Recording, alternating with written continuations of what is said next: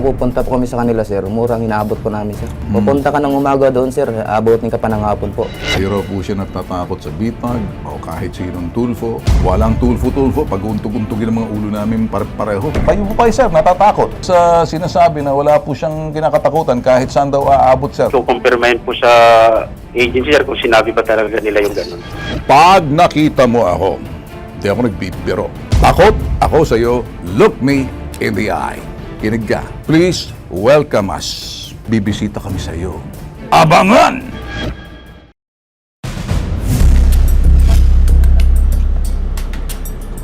Mula Tondo, Manila hanggang Timog, Quezon City, naglakad ang 10 security guard ng Brent Force Agency para makaabot sa hashtag ipabitag mo ang kanilang sumbong. Kami po yung mga Rubing Guard ng Brent Force Security Agency sa Bitas. Lahat po ng benepisyo hindi po namin natatanggap. Hanggang ngayon po, 2 buwan, di pa rin po namin natatanggap. Ang mga pamilya po namin ay hindi na po nakakain dahil po sa sobrang delay ng sahod. Kaya po, dumidiskarte na lang po kami sa mga basura na bumabaksak dun sa amin para lang po makaraos po sa pang-araw-araw. Makailang beses na raw nakiusap ang mga nagrereklamong security guard na ibigay na ang kanilang sahod. Subalit nagmalaki pa raw ang ahensya at tinakot ang mga sekyu. Sana po, maibigay nyo na po ang aming sahod sa 2 buwan na delay. Napapagod na po kami, napabalik-balik po. Sir, Bentul po, hindi lang po isang beses na may nagreklamo sa kanya. Maraming beses na po, sir. Ang katwiran niya, sir, hindi siya natatakot kahit sino pa raw lapitan namin, sir. Lalo-lalo na po kahit daw kay Tulpo, sir. Di raw po siya natatakot kasi may pera daw po siya. Eh kami, ano po laban namin dahil wala po kami pera. Sa studio natin ngayon, mga security guard na nagrereklamo. Of course, kilala nyo na. Sa inyo, magandang umaga. Magandang umaga po, Sir Ben. Saan kayo nakatira ngayon? Sa Tondo po. Saan yung agency nyo? Sa Quezon City po, sir. Saan sa Quezon City? Gigo Silang po, Project 4 po. O Project 4. Anong binabantayan nyo? Basura po, sir. Loading station po. Loading station? Yes, sir. Kaninong kumpanya itong basura? Sa Pileco po yan. sir. Fileco. Ang reklamo ninyo, 2 buwan na kayo hindi sinesweldo, ha? Yes, sir. Yes, sir. Nakatira lang kayo sa isang quarter. Opo. Sama-sama kayo. Paano kayo nakakaraos sa inyong pang-araw-araw na pangangailangan? Yun, sir, yung kinakain namin po, kasi yung isa naming may bahay sila po sa Tondo. Okay. Hindi po sila nangungupahan. Ngayon po silang tumutulong sa amin po. Pag meron sila, binibigyan po kami. Pero pag wala po, wala rin kaming kain po. Kailan pa kayo hindi nakakapagsweldo rito sa agency? Narareklamo nyo? Nung November pa kami hindi nakasweldo po. November po. Ano daw ang dahilan? Bakit hindi kayo mapasweldohan? Yun nga po, sir, kasi matagal na rin siyang ginagawa niyan po sa amin po. Okay. Sinong kausap ninyo sa security agency? Hindi na kami pumunta sa kanila, sir, kasi pag pupunta po kami sa kanila, sir, murang inaabot po namin, sir. Sino nagmumura sa inyo? Yung may-ari po. Anong pangalan na may-ari? Si Danilo Santiso po. Danilo Santiso. Opo, sir. Pupunta ka ng umaga doon, sir, abutin ka pa ng hapon po. Ayun pong nakikita nyo ngayon sa picture. Di raw po siya natatakot sa bitag o kahit sinong tulfo. Magsama-sama, pag-untog-untogin ang mga ulo namin. Kakatakot ka talaga. Tinawagan ng bitag investigator, may-ari ng Brent Force Security Agency, si Danilo Santiso, para magbigay ng pahayag. Tumanggi po, magpa-interview. Nasabing, nasa dole na raw, magharap ang mga magrereklamo. Ito rin ba sinabi sa inyo? Yes, sir. Yan po ang sinabi sa amin po. Kasi malakas daw po sila sa dole po. sila sa dole, sir. May kapit sa dole. Yes, sir. 2 buwan hindi pinasahod, walang hulog sa mga benepisyo, asingko ng Enero, noong taong nakaraan, tumakas ang ilan sa kanilang kasamahan sa agency dahil sa gutom. Ang bayad po ay 480 pesos kada araw, 12 hours magtatrabaho, below minimum. Nakakatakot to, mukhang hindi ko ata kaya to for the first time. Mabagang buntot ko rito. Walang tulfo-tulfo, pag-untog-untogin ang mga ulo namin pareho. Kakatakot nga talaga eh. So sa linya ng telepono, kakausapin natin yung Public Employment Service Office or PESO, si Rogelio Reyes. Magandang umaga po sa inyo, Sir Rogelio Reyes. Magandang umaga po, sir. Oh, sir, kami po lalapit lamang sa inyo, sir, ano? Sa Public Employment Service Office. May mga lumapit po sa atin ng mga gwardya, 10 po sila. 2 buwan na raw po sila hindi binabay sinasahuran. At ito raw po ay walang mga benepisyo. Pinabot lang ho namin, below minimum, ang sahod, 12 hours po ang trabaho nila. Ang kanilang binabantayan ay basurahan ba? Opo, sir. Okay. Anong pangalan ng basurahan? Eko po. Pilay ko nga po. Paleko. Sir, ano po magagawa natin dito sa nakakatakot na sabi po, pag-untog-untugin daw mga ulo namin magkakapatid, Tulfo. So kaya takot po ako, kaya lalapit po muna ako sa inyo, sir. Ano po magagawa natin? Una, kayo po muna dahil sa Quezon City po yung kanilang pinagtatrabahuan, gusto ko paabot muna sa lokal na pamahalan, sir. Opo, sa part po ng Public Employment Service Office, lahat po ng issue po ng workers po, pwede po namin i-facilitate. Titignan po namin po yung aming legal team po dito para matulungan din sila para din sa kanilang issue po tungkol po sa possible labor cases po sa kanila. Sa part naman po ng aming programa, kailangan lang po namin silang makausap, mga concern po mga mga gwardiya, para mabigyan po namin ng karampatang programa para sa kanila. Okay. Meron po kami rito yung mga displacement assistance po, sir. Displacement. Meron kami displacement, yung alagang QC.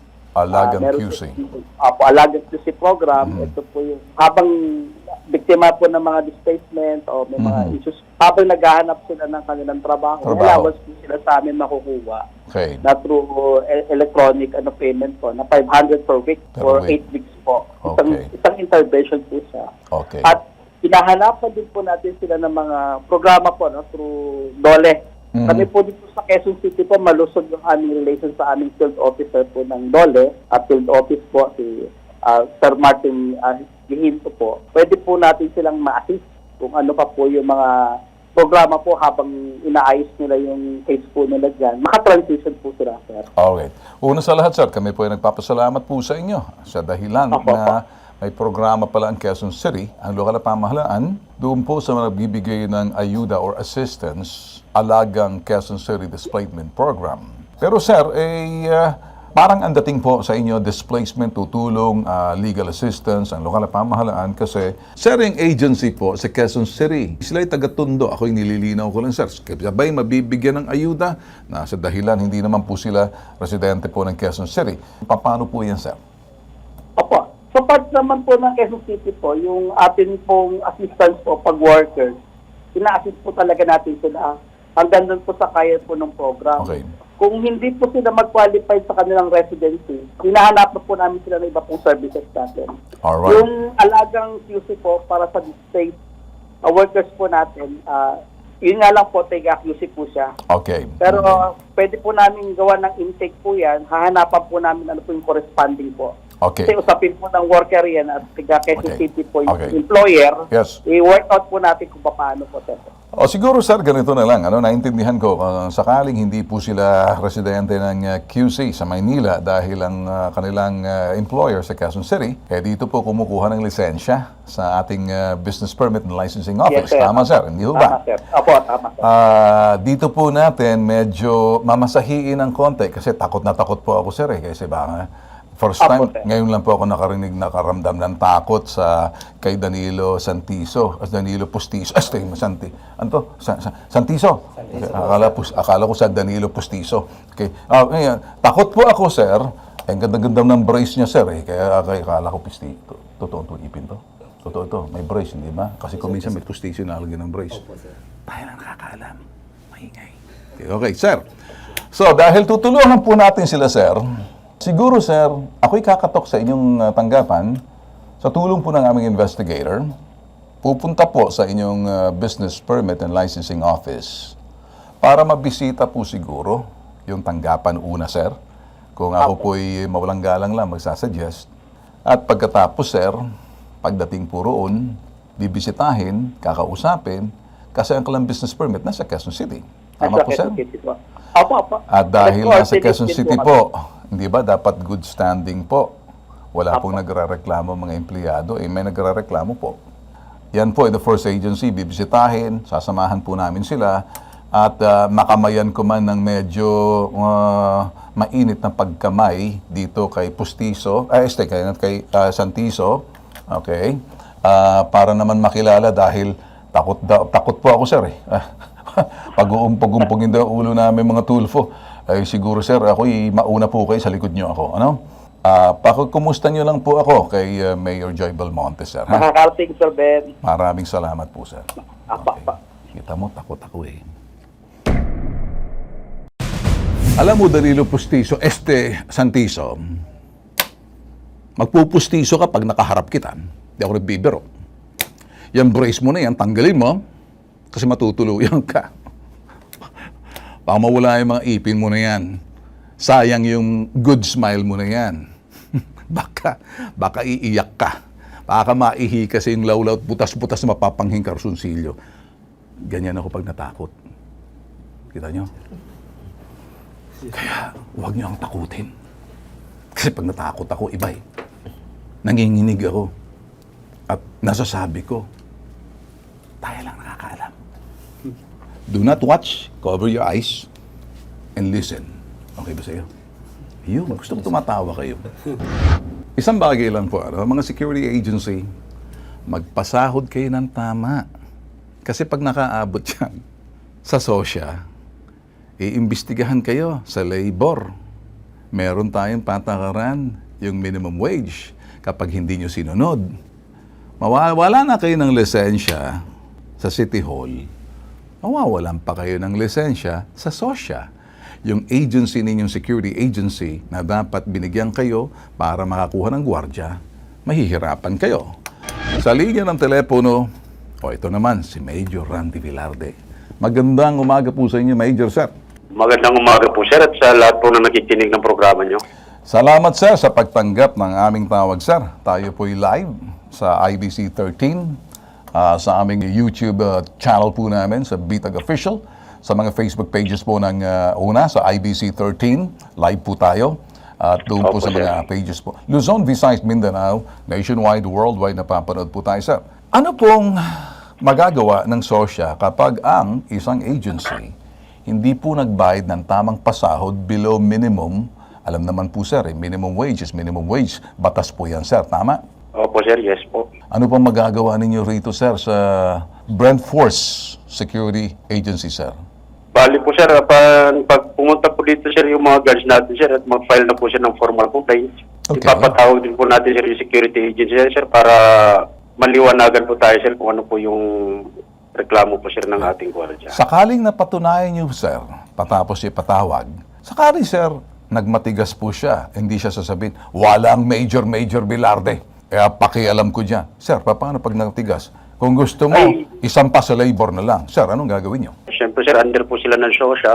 Aha. Kami po, sir, yung regulatory office ng PNP, sir, na nagsusupervise sa kanila. Okay. Maaari po namin, sir, kansilahin o i-revoke yung license na inisyu namin sa kanila kung hindi po sila susunod sa mga patakaran po ng SOSYA. Ay, sir, matindi pong binitawan ninyo. Ano pong inyong magagawa, sir, pag matigas ang ulo? Bibisitahin Sir, nyo, kung ipapatawag nyo? O gusto nyo, sir, samahan ko po kayo, puntahan natin sa agency nila? Magpo-proceed po, sir, yung investigation natin, sir, base po sa mga ebidensya na na-present po ng complainant natin. Kaya, sir, ako po buong taos puso nagpapasalamat sa pagtanggap po ng inyong tao. Natawag po namin, ano? Alam po namin, katuwang po namin ng SOSYA sa mga security guard na magrereklamo. Yung regulatory body po kayo sa mga security agency.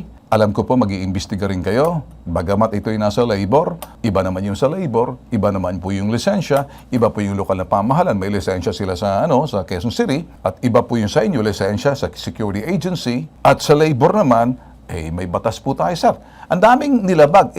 Sir, hindi natatakot to. So, kayo po pa, sir, natatakot. Dito sa sinasabi na wala po siyang kinakatakutan kahit saan daw aabot, sir, yung reklamo. Ay, di po tayo naniniwala sa ganun, sir, na... Sabi ko sa inyo hindi. Ano lang naman yun, sir, sa binitawan niyang salita, sir. Papatawag naman po natin, sir, at ikukumpirmahin po sa agency, sir, kung sinabi ba talaga nila yung ganun. Okay. Sir, ngayon pa lang po, sir, ako po'y taos-puso nagpapasalamat sa ginawa niyo po, sir, ano? Sir, sa karagdagan lang po, sir, pwede po namin, sir, na maaanyayahan po, sir, yung Yes, sir. complainant po natin. Sir. Yes, sir. Sasamahan po namin, sir. Maraming salamat po sa inyo, sir. Maraming salamat po, sir. Mabuhay po kayo, sir, ha? Okay, sir. Thank you po.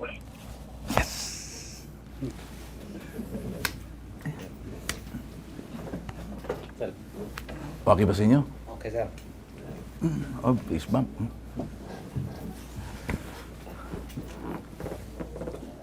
Takot ako. Takot pa rin. Ninervous ako. Grabe, oh. Okay, umpisahan natin. Opisyal na to, tututukan natin. Danilo, Santiso, bumili ka na ng diaper. Bumili ka ng diaper sa sobrang takot ko. Pag nakita mo ako, ang sosya, pagpapatawag sa iyo, lahat ng negosyo mo, kung nagmamay-ari ka, sa ilalim ka ng lokal na pamahalaan, nasyonal na pamahalaan, yung batas ng lokal, lisensya, batas nasyonal, doon sa labor, paglabag mo, at yung lisensya mo sa security agency. Damihan mo, doblehin mo ang pagsuot ng diaper mo. Baka kasi mangamoy ka. Siguraduhin mo hindi ka tagusan, baka maihi ka. Pag nakita mo ako, di ako nagbibiro. Takot ako sa iyo, look me in the eye. Kinig ka. Habang tinitingnan kita ang camera singkit na ako'y magsasabi sa iyo, please welcome us.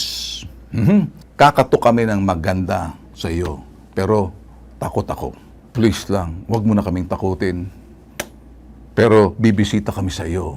Would you like me to bring coffee at sandwiches? Siguraduhin mo, pero may kapalit yan. Mag-diaper ka muna. Okay ba sa inyo?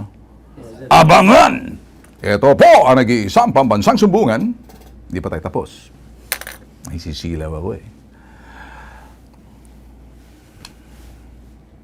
Hashtag, ipabitag mo.